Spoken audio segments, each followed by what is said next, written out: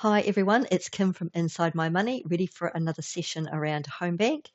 On this channel, we help you build practical money habits, mostly through using home bank as our tool, but also through lots of other tools and ideas. And that's so that you can understand your money better, but not be overwhelmed by it. So, up until now, we've been talking quite a bit about tracking your money, your spending, looking at where it's going. But we're actually going to take a shift back today and we're going to look at seeing if it's growing. And home bank's a great tool for giving you the ability to see the bigger picture and to see the change over time in all your different accounts. So, regardless of where you're at with your money, if you've only just started looking at home bank, then have a look at all of our other videos that we've got about how to use it. But if you're well into it, then we're going to take this one and use it to step back and look at how we're tracking with everything. Now, if you live in New Zealand, we're also going to have a piece at the end specifically for you on KiwiSaver and how you can include KiwiSaver in your home bank work as well, because that's obviously going to be a big part of your savings over time. So it's time to get into it. So let's start off with grouping your accounts. Now you'll see with our fictitious characters here that I have some accounts already grouped up and I have one that's not. So what they wanted to do was they wanted to see a bigger picture of how their money was going in groups. So at the end of each month, they could just grab the totals. Are they decreasing their overall debt? Are they increasing their short-term savings? So you can see here everything's grouped up. I find this to be really helpful. So if you want to create a new group, then you're going to go into Manage Accounts. And here's your accounts down the side here. And this one doesn't have a group. So we can make this just our everyday money. Hit enter. So that's as simple as it gets. You just simply go up to Manage Accounts, click on the account that you want to put into a group, and then just write in the group. We've already got debts, and then you'll start to get a list of all the different groups that you've created. And every time you create a new account, or you can change this one, might put it to a different group if you want to, then it's entirely up to you. But that's how you group. Now, linking to that is the screens on the front, because you can now change your view from looking at your expenses, which we've got here, to looking at your accounts. So if you click down here on the little cog, you can choose what you want to see. So at the moment we've got category as an expense category. We're going to change that to be account, which gives you a dissection of the same view here, but visual form. Or you can go account group, and it will pick up those totals of those groups. Now, I like to choose account for this one and do it for the last 12 months. You can choose whatever time frame you want here. So we're just going to put it back to the last 12 months. And then over on this screen, I like to make it account group, because then I can see it all summarized and see if my graph is growing generally over time. So once we've done that, if you then hover over, you can see that the total amount of savings, or a total amount that you have in your accounts, is long-term savings is made up of 80%, short-term of 13%, and then their everyday money of 3%. Now, obviously, if you've got debt in there as well, then that will be a negative, and that will mean that it will take that money away. So there we saw in July, their debts. They had debts in July, but they paid them off later in the year. So you can see that just the amount under the zero is obviously the negative for the debts. So it's a really good way of seeing quickly if your growth, if your money and your growth, your accounts is growing over time. So that's just two hacks there. First of all, group your accounts, and secondly, change your front screens to see it more easily.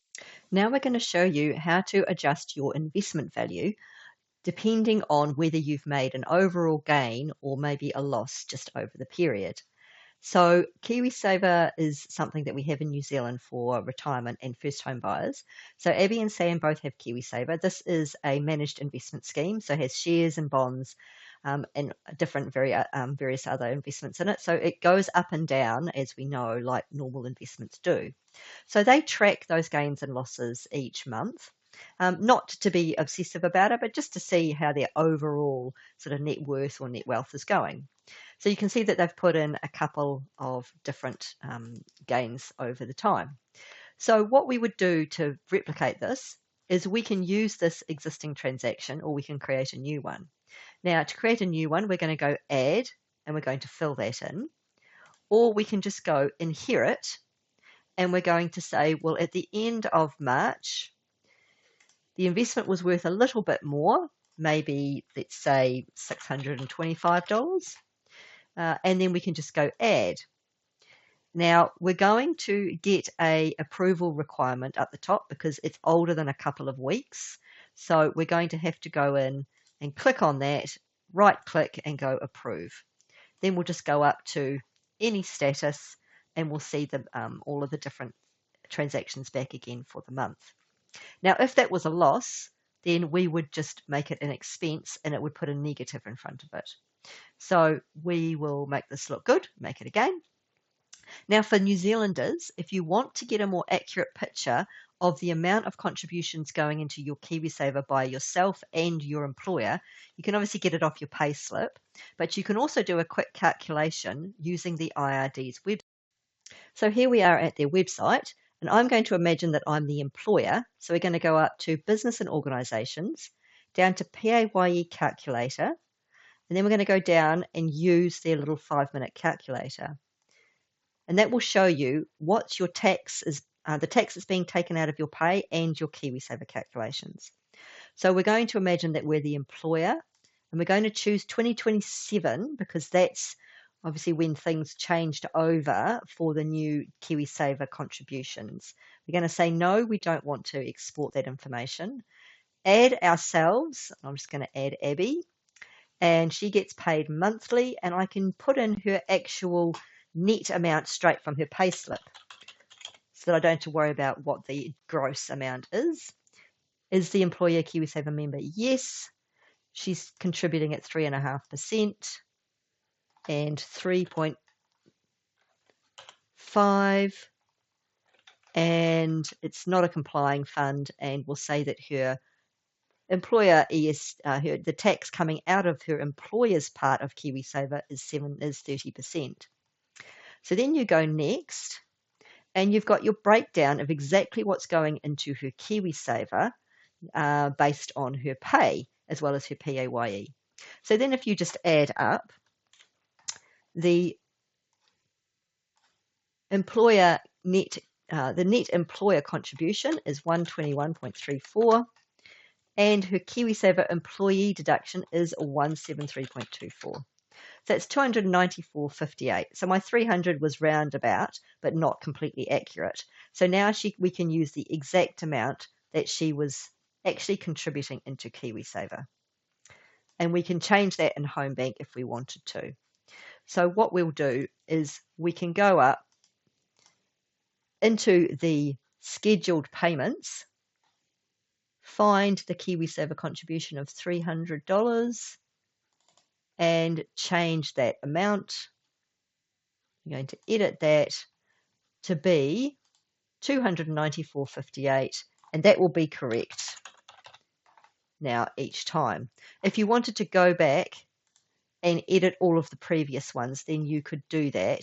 And you could just go in, highlight all of these. First of all, you would click on income to get them all, highlight them all, we take that off lock, go into edit, and we could change the amount.